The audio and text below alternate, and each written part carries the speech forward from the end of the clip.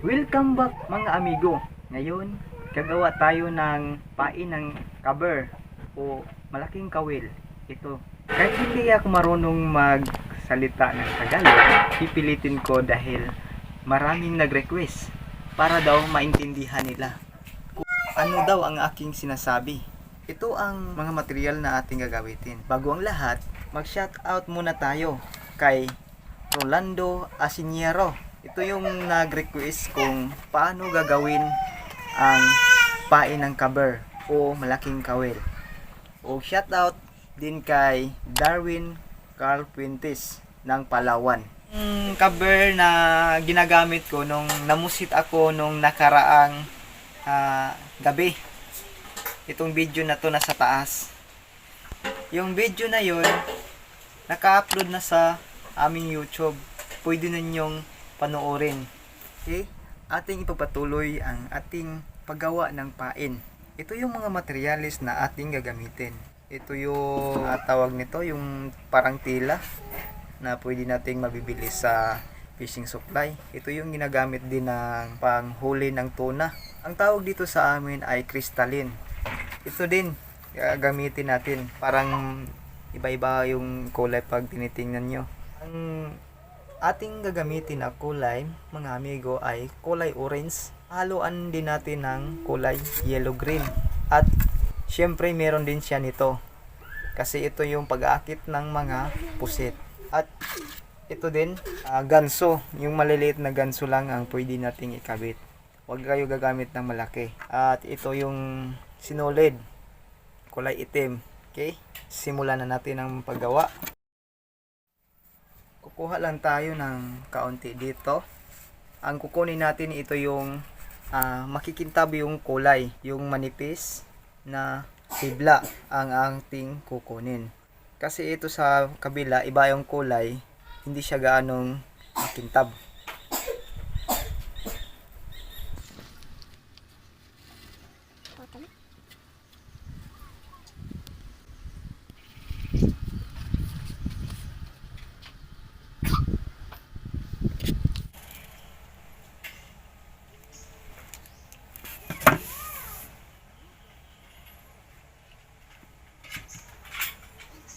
Kukuha din tayo nito ng kaunti lang, wag lang damihan.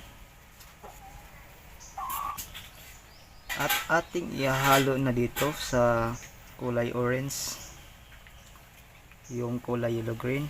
Pero yung paggawa ko ng pain, mga amigo, mas marami pa ang may alam nito at expert na sila. Pero ito sa akin, i-share ko lang kung paano yung ginagawa ko. Itong sinulid, mga amigo, ay ito yung gagawin natin na parang ulo ang pain.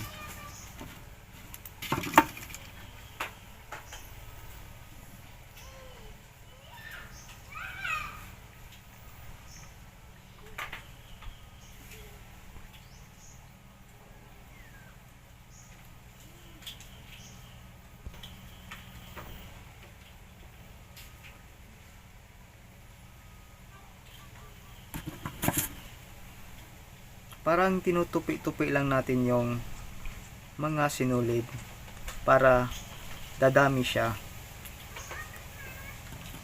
Ayan.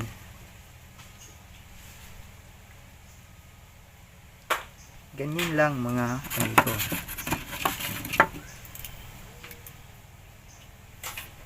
Ayan. Marami na siya. Tingnan mo, makapal na. Ang susunod natin na gagawin ay ang paglagay na natin ang itong crystalline na may makikinlaw na kulay. O kuan ba ka ng blink blink ba? Rapan ako sa kalisod. Pero okay lang. Kasi para maintindihan ng mga viewers natin, ganito pala ang paggawa. Para yung mga mahilig mangisda dyan, hindi na silang gagamit nito. Mamusit pala.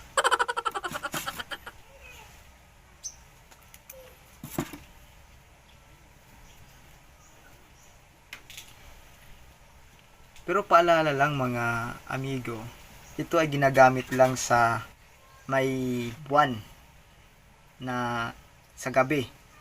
Pero pag walang buwan, hindi to siya effective.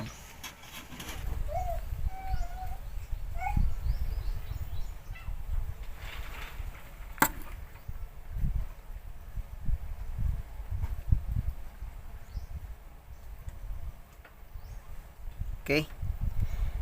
Ang ating itatali, mga amigo, ay yung maliliit na nylon ang ating gagamitin. Sa akin mga amigo ay gumagamit ako ng numero 3, number 3.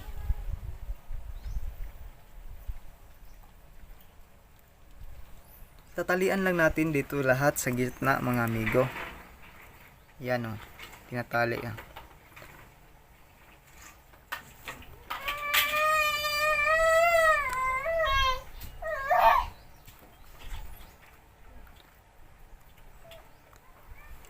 Ayan na. Yan o. Pagkatapos ay putulin natin to para hindi sila magkahiwalay-hiwalay. Tatalian natin ng itim na sinulid.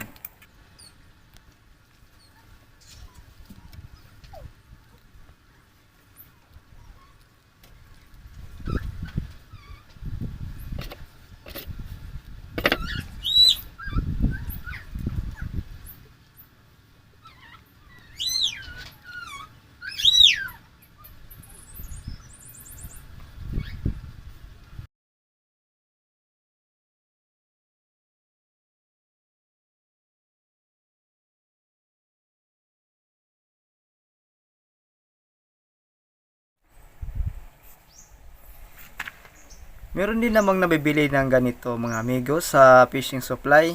Pero mas maganda yung ikaw na lang ang gagawa para matansya mo kung gaano ka kapal yung nilagay mo na itim dito at saka yung dito.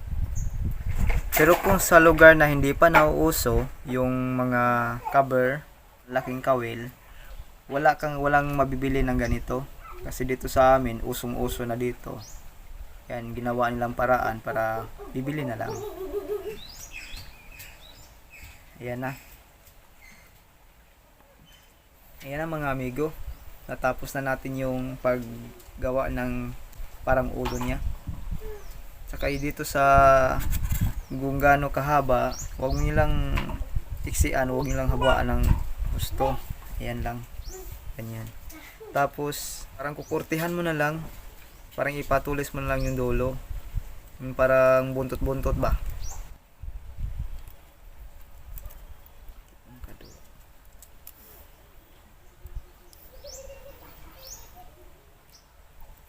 Ano ba yan? Hindi naman nakakaputol. Mas talas pa ata ipin ko nito eh. Yan. Yan. Natapos na natin. Yan lang. Tapos ang susunod natin gagawin ay ang lalagay natin ng nylon dito.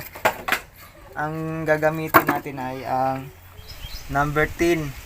Pero pag malaki yung tingga nyo, malaki yung cover nyo, number 12 para hindi madaling maputol. Kasi pag nakahuli to ng mga 5 o 6 piraso hanggang 7 piraso, ay mabigat na hilain yun. Posible na maputol to itong maliit na to. Papasok natin dito. Tapos pasok din dito sa ibabaw. Pasok ulit. Yan. Ganyan.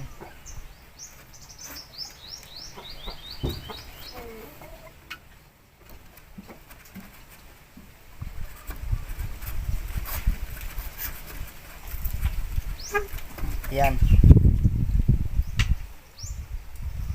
Dalawang ikot siya dito para hindi madali maputol. Tapos ilalak natin. Damihan natin ang lock kasi para talagang hindi mapuputol. Kasi pag maputol to, sayang yung cover nyo. Mahal pa naman ito. Ito sa amin 300 to 400 ang presyo nito dito. Tapos magdipan tayo ng 2.5. Yan. Tsaka natin idudugtong yung ganso dito. Dalawa din ang ikot yung paglalagay nito ng ganso. Katulad nun sa paglalagay natin doon sa cover.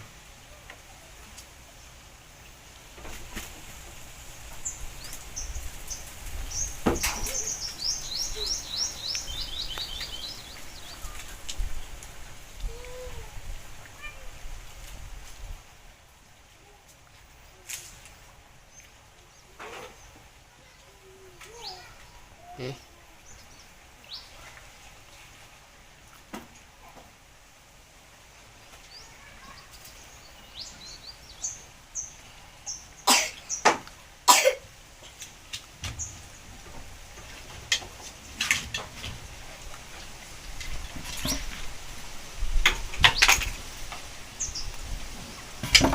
Tapos dudugtungan natin ng malaking nylon. Ang gagamitin natin ay number 30. Pwede rin 20 or 25. Yung sa akin gagamitin ko ay 30. Kung nalakihan kayo sa number 30, 25 na lang ang gagamitin nyo.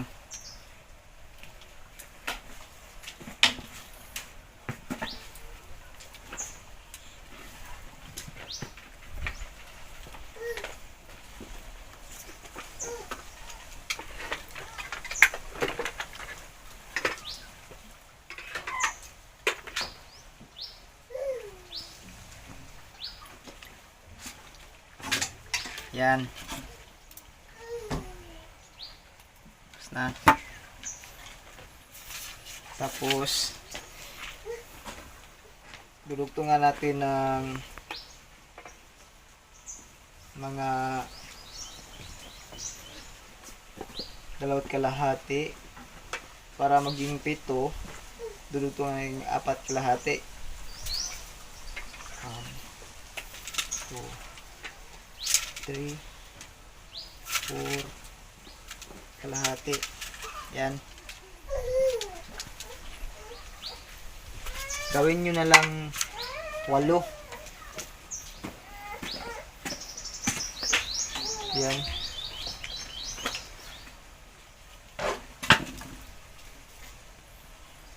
Para pag magputol kayo, hindi mabawasan yung 7 na hindi pa na pang-area natin. Okay?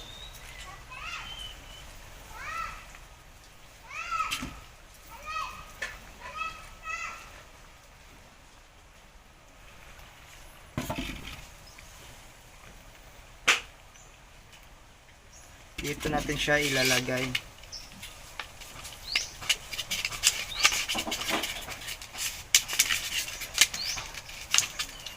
Okay?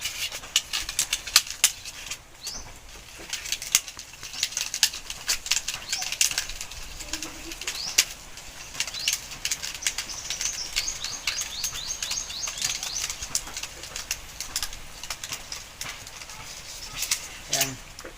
Ang paglagay ng pain, mga amigo, ay yung pwede siyang ma-adjust. Yung distansya, mga amigo, dito sa parang ulo niya. Tapos yung itatali mo, huwag nyo lang habaan masyado. Kahit ganyan lang, mga 1.5 inches. Ayan.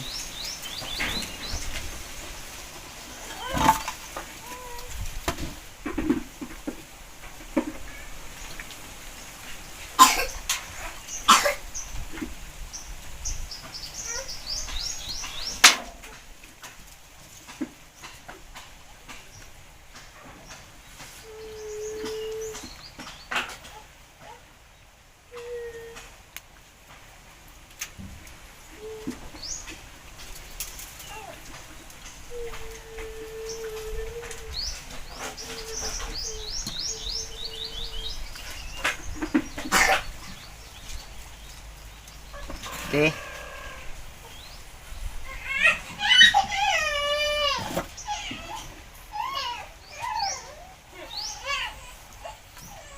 Ang purpose natin mga amigo kung bakit pwede siyang ma-adjust, kasi kadalasan pag ganyan, kasi malapit lang dito, nakakahuli siya pero isa-isa lang. Pag ganyan yung estilo ng huli nyo, iangat mo kaunti dito sa babaw, ayan o, pwede siyang ma-adjust. Yan, adjust na mula dito, angat mo pataas. Yan. Yan lang. Oh, ganyan. Ganyan kahaba. Kung wala pa rin, pwede mong ibaba kaunti. Yan. Ganyan. Adjust mo na lang dito. Yan. Yan. Oh. Diba? Hindi siya ma-adjust. Kung meron pa kayong mga katanungan, lang kayong mahiya na magtanong at gagawa natin ng video para ma-share natin sa iba yung ating diskarte sa paghuli ng mga pusit. Yan lang mga amigo. Maraming salamat sa pagsuporta. Thank you.